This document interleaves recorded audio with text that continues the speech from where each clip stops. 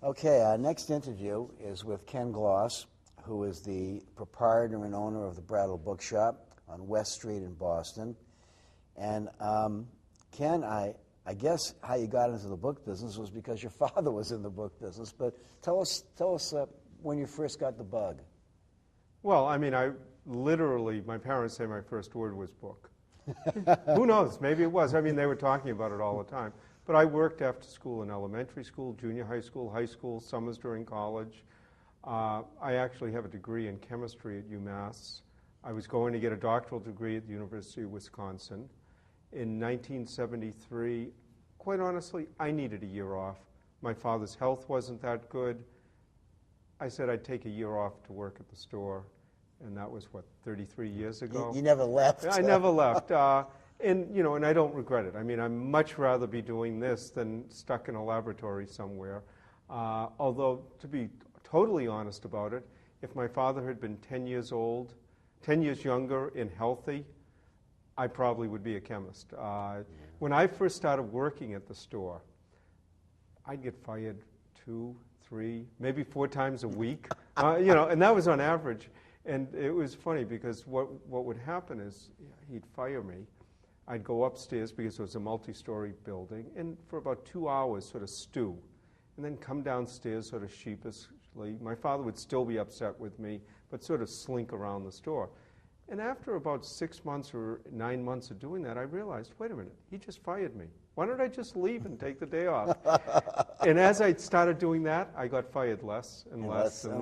But about a year after I started work, my father had major heart surgery, and this was 1974, and he was literally out of work about a year. I remember. And in that year, I ran the store, and it ran well, and he never fully recovered his strength. Yeah. Even though he was at the store for another 11 years. Yeah, his health went downhill, but and so more and more and more. There was still personalities, there was still conflicts. I could even tell the story, if you want, about how we bought the building. Sure. We owned a building on West Street. I mean, we've had many moves, but this is in my era. We owned a building on West Street. February of 1980, I got a call at 4 in the morning. The building burned to the ground. It was a 5-story, 150-year-old wooden building. Literally, it burned to the ground. We rented a few doors away. Within a month, we reopened with folding tables. People either gave, sold us, donated books. Kevin White, who was the mayor at the time, came down with a carload of books. But even though it was meager, we got open within a month, and that was the main thing. 4 years after that, we built the stock, but we were offered the building next to the lot where the building burnt down. And it was a good deal, but the person who was selling it wanted it done quickly. And I knew at that point, if I had come to my father and said, they're going to pay us to take their building from them, he would have said no. It wouldn't have made any difference. He would have said no. So what I did was, our lawyer, who my father liked, who was a collector since he was 9 years old and coming in the store, knew real estate. I went to the lawyer and I said, do you know anybody who is a consultant on family real estate and that? The man came in, looked, I said, get him, have him look at the building, evaluate our lease, and give a report. Joyce and I went to the Caribbean for 10 days, came back, and my father had this great idea to buy a building. Amazing how that happened. But if I had gone to him directly, there was no way it would have worked. So I had learned over the years how to do it. And now that we own our building and we own the lot next to it, we can have outside tables. We have 2 floors of general books, a 3rd floor of rare books. And that's really what keeps the business going at this point, because the downtown has improved so much, that the area has improved so much, that the property values have gone up, that if we were renting, we'd be in big trouble. But we own, and so we smile. Yeah, I would imagine that you would be smiling. When you first got into the business, Ken, what are some of your recollections of the trade when you first became a bookseller, during that period when your father was ill and subsequent Well, to that? in other words, not going back to the 1950s when I was a young kid. But even even when I was in high school, I remember people like Jake Blank coming in, and so on. But when I first started and I was running it, I mean, the big difference was it was a general used bookstore with some rare books, not a lot, but some. But one of the big things that would happen regularly is dealers would come in, and they'd be paid, whatever their specialty was, or even generals, there'd be stacks of books stacking up and boxes being boxed, and this was a relatively regular occurrence. And that was one of the real good parts about the business. But we do house calls. Much of it is very similar to what I still do. I mean, maybe I'm still running it the old-fashioned way, but we still go out to estates, buying books, bringing the books in, pricing them, putting them out. How people buy them, how they're coming into the store, how the city has changed, it's changed somewhat. Yeah. But going back to that point, it was a lot more the walk-in trade, the dealers coming in from all over the world, all over the country. You'd always have your regulars. I mean, we still have our regulars. Some of the same regulars. We even have one regular who calls in sick when he doesn't show up. I mean, that's pretty good. So you shouldn't worry about him. Quite honestly, yeah, and he shouldn't worry that we'll put that book on the shelf that day and he'll miss it. And you still get your characters. You still get the people who, for good, for bad, whatever, are real characters. And that's one of the things that is one of the fun parts about the business. What about the fact that you have an open shop and it is very heavily trafficked? Do you have a lot of problems with theft? Well, with theft, I imagine we do. We have outside tables at $1 and $3 and $5, and they're not monitored. People just bring the books in, and people ask me out there, do you have trouble with theft? I said, I imagine we do, but quite honestly, at the end of a lot of days, if the thief would come by, I could suggest, why don't you take this one and take that one, and so on. In the store, we try to have people leave bags and all that. There has to be theft. We don't notice it terribly. I think, there has to be some. On our third floor, the doors are alarmed, so people can't go up there without an employee. Right. But even up there, you tend to notice it. It does happen. It does happen occasionally. It happens. You have an open store. They're really rare. They're very, very valuable. Not out and open and available. That's more if I know somebody or what they're buying looks like what they might be interested. I'll say, gee, would you be interested in this? And then we'll bring it out and show it to them when you get to the much higher end. The other thing that's sort of a corollary to that is not theft, but just handling. There's some books that are fragile enough that you're not afraid of them being stolen. You're just being afraid of them worn out. Abused. It's just wear and tear and handling. So that's another reason that we're careful. But if you get somebody who is a really good thief, I mean, they really know about their business. Know their business. It's almost impossible to stop in any setting. But yeah, it happens. I see you have video, some kind of like video surveillance in part of the store. We do, yeah. Does it work, or is it just a show? Some of it works, some of it doesn't. I've been talking about improving it, but yeah, it does to an extent. It's not 100%. It depends on the angles. Quite honestly, we put it in a number of years ago. The technology has improved so much that we've been talking about putting in better items.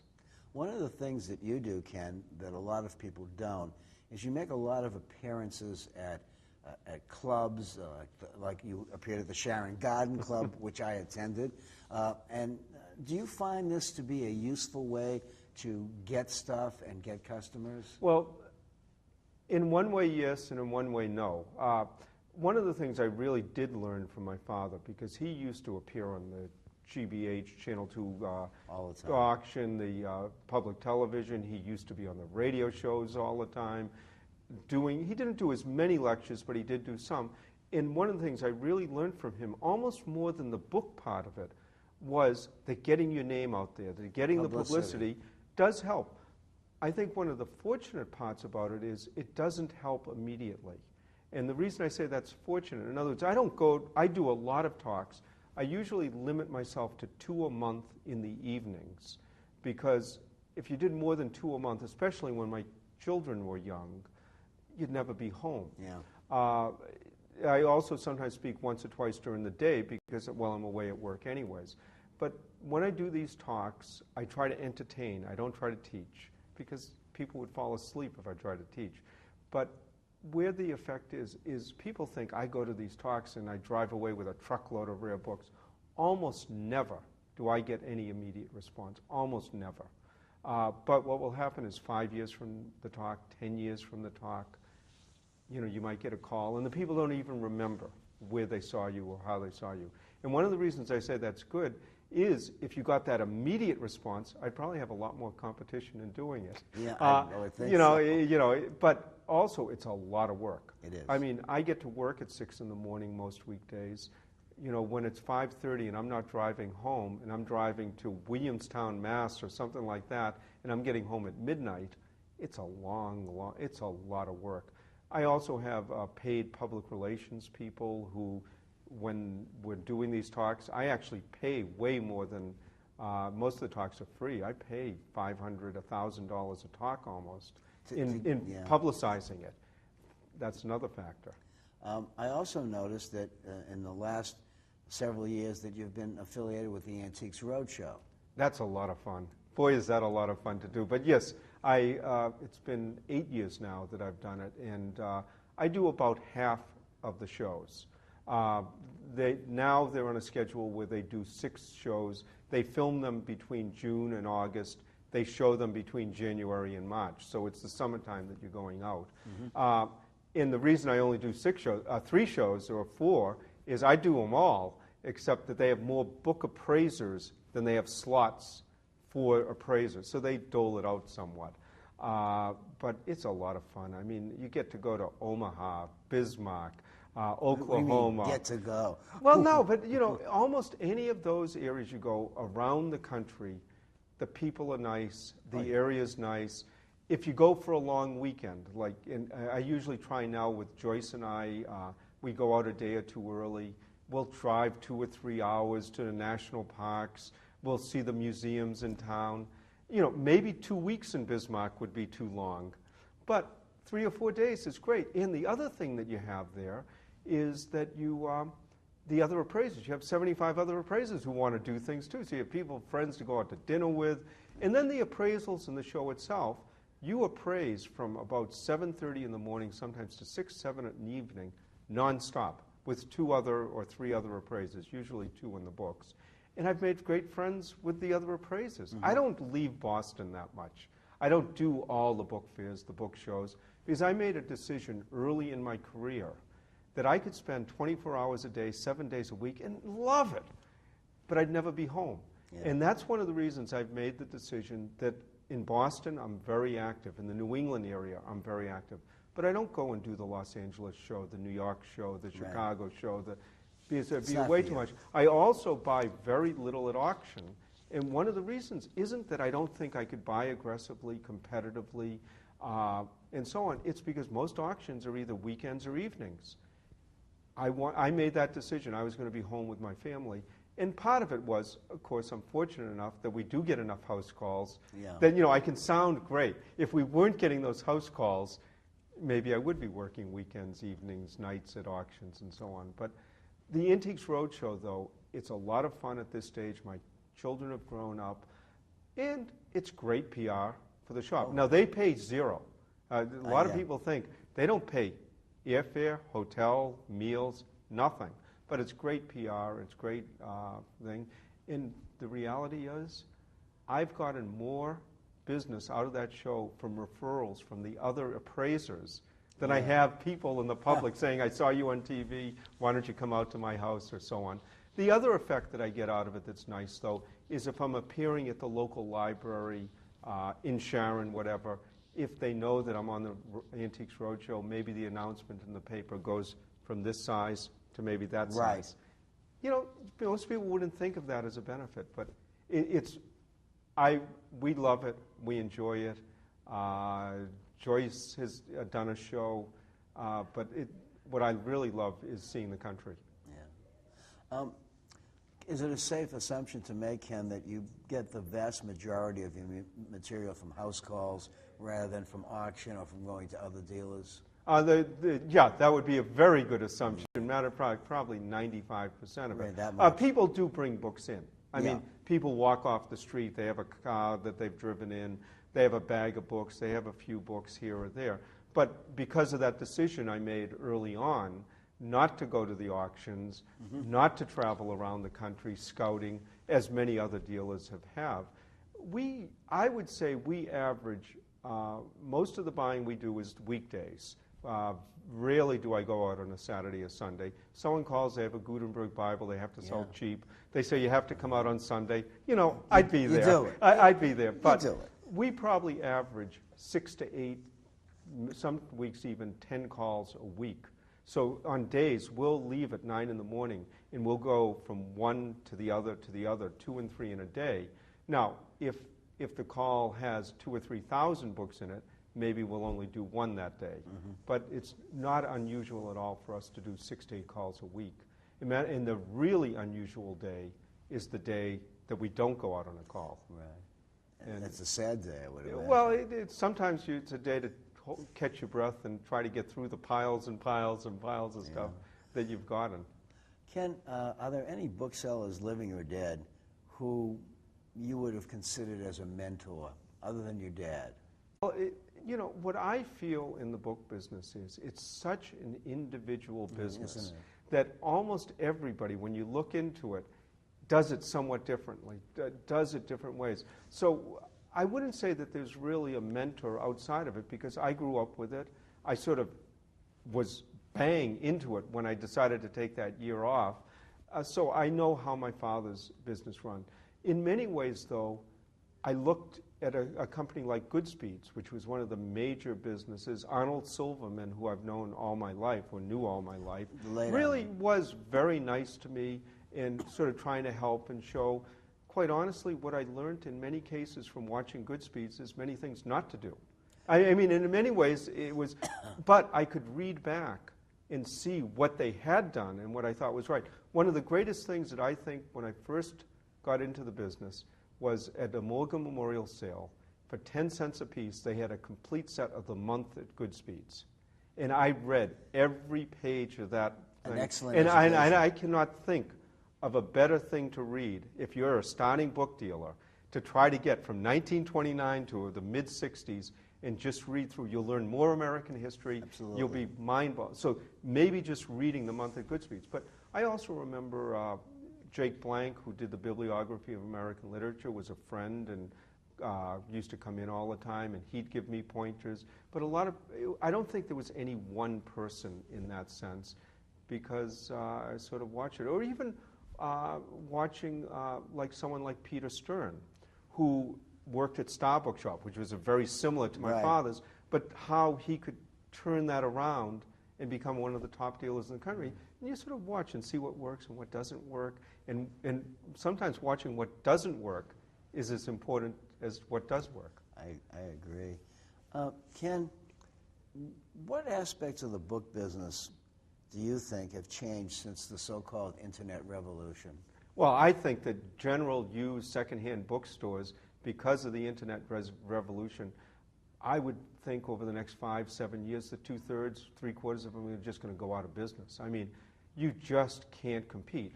One of the things that I liken it to, and the internet, when it first started, I think was a boon for a lot of dealers. I think, though, now that there are 40, 50 million books online, it's cut out the middle.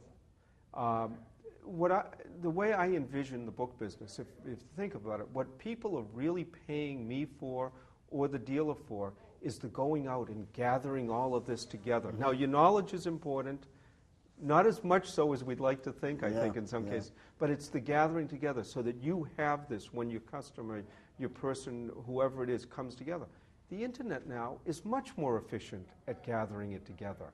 So the premium that people were paying the secondhand bookstore to gather all this together, the internet's more efficient. Prices have plummeted.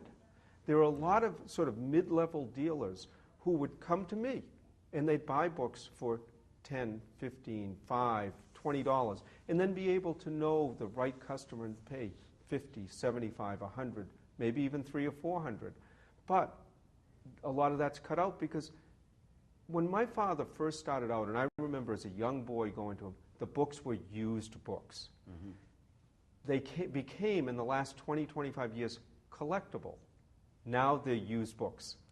And that's... Always be used books. No, but what I'm saying is, rather than being sort of pricey collectible, they're going back to being just used books. And that's because the Internet's efficient. Whether you like it, you don't like it, whatever, it's here, and that's changed a lot. And that's why we don't get the dealers, the scouts coming in every day and so on. I think I'll survive by attrition. We own our property, we're secure in that. More book dealers go out of business. I get called to buy their stock many times. But also, if there aren't as many people out there buying books, the thing that really drives the business is getting out to the houses, the estates. I liken it to being Jim Hawkins on Treasure Island every day. But if there are less dealers competing that way, I'll get more calls.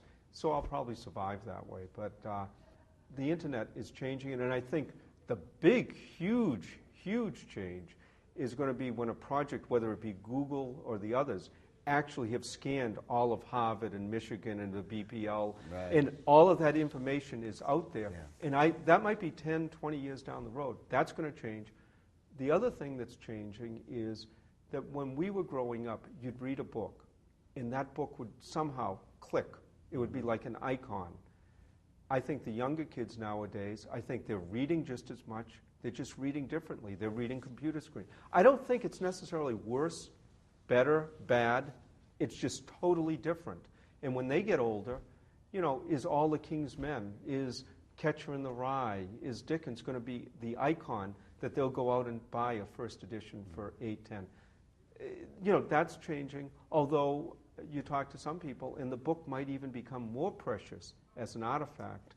But it's different. Also, is the city or college president or mayor going to say, when the librarian comes to you and says, I need 200,000 square feet in a new building, they're going to go, it's all available online or in a disk, and we can fit all that information into one box. One box. You know, I don't know that that's not better, that the information's out there and easier to get. It's just different. Kenny, if you were going into the book business today, how would you do it? If I was going into the book business today, I'm not sure how I'd do it. You know, one of the easiest things to say is the way it's been. I've done very well. I'm very happy. I don't, you know, all of this, what I'm saying with the Internet, I'll adjust.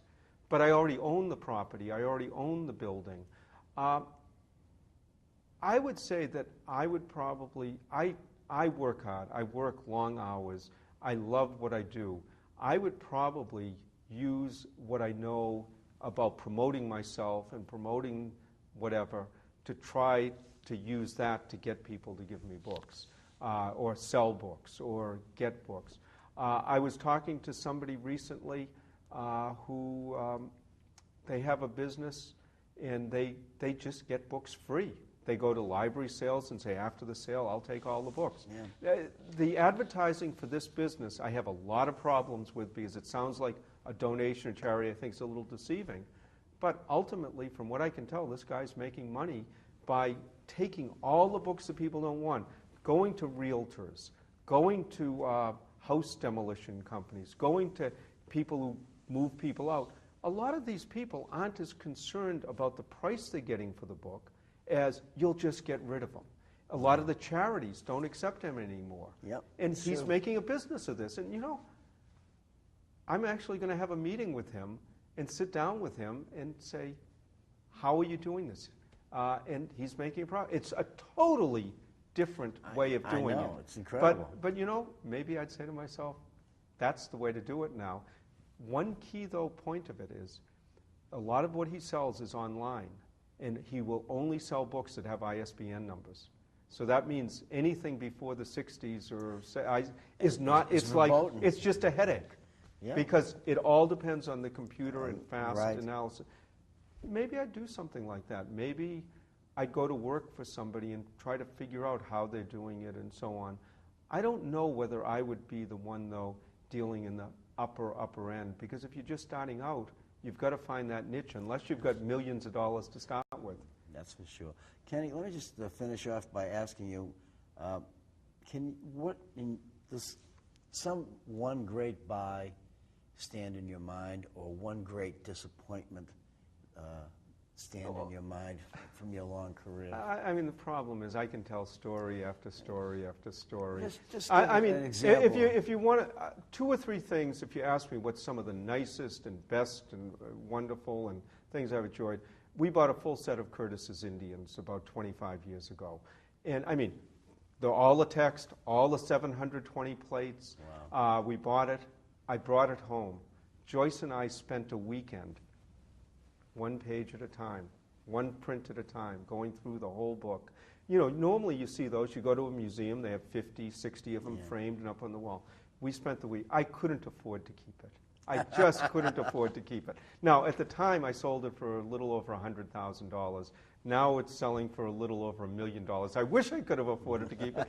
But another item that I got that a lot of times I would bring things home to my daughters, and I'd show it to them. Oh, Dad's brought another Audubon. Dad's brought it, you know, and it was like, I went into a house, and they were just finishing up. They were about to throw away the last trunk. Now, by the time I got there, they knew what they had. I had been called in by a museum, but they found at the bottom of the last trunk 10 letters of Thomas Jefferson. Wow. They also had other letters too, but in one of those letters, Jefferson was talking about how to treat traitors and terrorists. And he actually used those words, and this was just after 9/11. I brought that letter home. I showed it to my daughters, and they go, wow. And you know, you're holding a letter that Thomas Jefferson once held. He thought about this. I deal with this. It still sends a tingle up my spine. But the minute my daughters said, wow, I really knew I had something then. Something you know, great. so, and this was, in what Jefferson said was, they should be treated fairly and given the complete fair treatment under the law and absolutely nothing else. But he emphasized they should get the full fair treatment of the law. One other story I'll tell, and this is sort of a general story about book buying and selling. We recently bought a library in the Boston area. I went out, I bid on it. A few weeks later, I got the call, we accept your bid. So I came out with two of my assistants who had worked with me for a year or so. Went to this house. It was an old house. But when we got there was one of the bookcases had been emptied, moved about 45 degrees away from a wall. Someone had obviously taken a sledgehammer and knocked the wall out big enough so people could walk through it. They go, you know, there's more books upstairs. The house had been separated. So we bought the books we were going to buy. They said, come and look at the books upstairs. We went up, and there was actually some really nice books up there. We went up there. I bought those books. We boxed them up. We carried them down, went back through the wall, out to the car, and put them away. And we were driving away. I said to my employees, do you know what was really strange about that? It wasn't that there was a hole in the wall, that a bookcase had been moved, that we went up.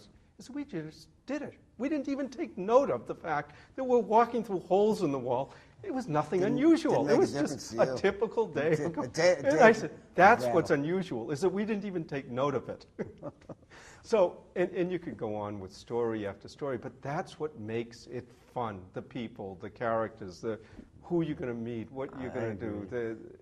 And that's what keeps it going. In closing, Kenny, could you just, if you had to make a sentence or two to give somebody advice, what would you recommend? What would you say to a young bookseller who was in the trade? What would you give them advice? One of the things that I emphasize, we were just talking about all the stories, all the romance of it, all of that. Now, I did talk about getting consultants in with buying buildings and all that. It's a business. If you forget that it's some sort of romantic trade, some sort of, oh, these books are so, yeah, that's good. It's a business. If you're going to be successful, you've got to realize it's a business. You're there to make money.